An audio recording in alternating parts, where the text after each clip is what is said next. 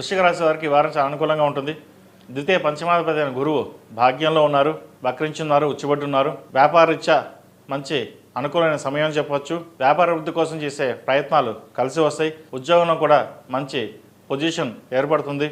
మంచి ఉద్యోగం కోసం, కార్పొరేట్ ఉద్యోగం కోసం ప్రయత్నం చేసే వారికి అనుకూలిస్తుంది. వృత్తిపరంగా, వ్యాపారపరంగా గడిచిన వారాల కంటే కూడా ఈ వారం చాలా అనుకూలంగానే ఉంటుంది.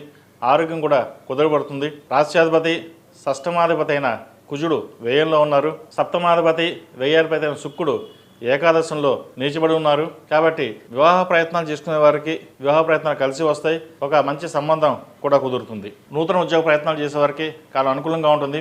ఒక నూతన వ్యాపారం ప్రారంభించాలని యోచన చేస్తారు. ఇది సరైన సమయం. భాగస్వామి వ్యాపారాలు కలిసి వస్తాయి. సంతానం పట్ల కొంత జాగ్రత్త వహించాలి. వారి ఆరోగ్యం పట్ల కొన్ని జాగ్రత్త వహించాలి. విద్యార్థులకు కాలం అంత అనుకూలంగా లేదు. వచ్చిన అవకాశాలని సద్వినియోగపరచుకోవాలి. రేపు చూసుకుందాం, తర్వాత చూసుకున్నట్టే కుదరదు. ఈరోజు కష్టపడాల్సింది ఈరోజే కష్టపడాలి. రేపు కష్టపడాల్సింది రేపు కష్టపడాలి. రేపు చూసుకుందాం, ఎల్లుండి చూసుకుందాం అంటే కెరీర్ పరంగా వెనక్కి ఉండడం, బ్యాక్లాగ్స్ ఉండడం జరుగుతుంటాయి. అదేవిధంగా క్యాంపస్లో ఇంటర్వ్యూస్ కోసం పాస్ అవ్వడం, మంచి ఉద్యోగం వచ్చే అవకాశం గోచరిస్తుంది.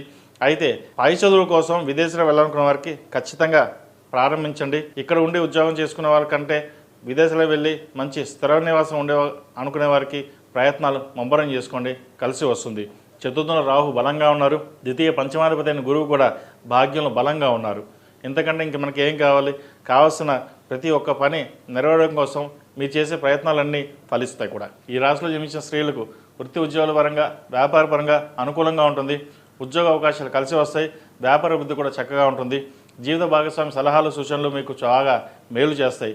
ముఖ్యంగా రియల్ ఎస్టేట్ సంబంధించి, సాఫ్ట్వేర్ రంగం సంబంధించి, చార్టెడ్ అకౌంట్స్, భూ సంబంధించిన విషయ వ్యవహారాలు వీరు చక్కగా అనుకూలిస్తాయి. హోటల్ మేనేజ్మెంట్, సినీ పరిశ్రమ, అదేవిధంగా టెక్నీషియన్స్, అలాగే కాస్మెటిక్స్, బ్యూటీషియన్స్ ఈ రంగాల వారికి చాలా అనుకూలంగా ఉందని చెప్పచ్చు. చిరు వ్యాపారస్తులు సైతం ఈ వారం చాలా అనుకూలంగా ఉంటుంది. ఏదైనా సరే ఖర్చు నియంత్రణ పెడతారు. గడిచిన కొన్ని వారాల కంటే కూడా ఖర్చు అదుపులోకి రావడం ఒక అందుకు శుభసూచకం అని చెప్పచ్చు. ఎప్పటి నుంచో ఉద్యోగ ప్రయత్నాలు చేస్తున్న వారికి మీ చిరకాల వాంఛ నెరవేరింది అనుకోవచ్చు. ఈ రాశిలో జన్మించిన వారు ప్రతిరోజు ప్రతినిత్యం దక్షిణామూర్తి స్తోత్రాన్ని పఠించడం, ఓం నమః శివాయ అంటూ పంచాక్షరి మంత్రాన్ని పఠించడం చెప్పదగినది. కుదిరితే 41 రోజులు పంచాక్షరి మంత్రాన్ని పఠించండి. మంచి ఫలితాలు సంప్రాప్తిస్తాయి. ఈ రాశిలో జన్మించిన వారికి కలిసి వచ్చే సంఖ్య 8, కలిసి వచ్చే రంగు రెడ్. ఏదైనా పని మీద బయటికి వెళ్ళేప్పుడు బుధవారం కానీ శనివారం కానీ వెళ్ళండి. మంచి ఫలితాలు సంప్రాప్తిస్తాయి. తదుపరి ధనుసు రాశి.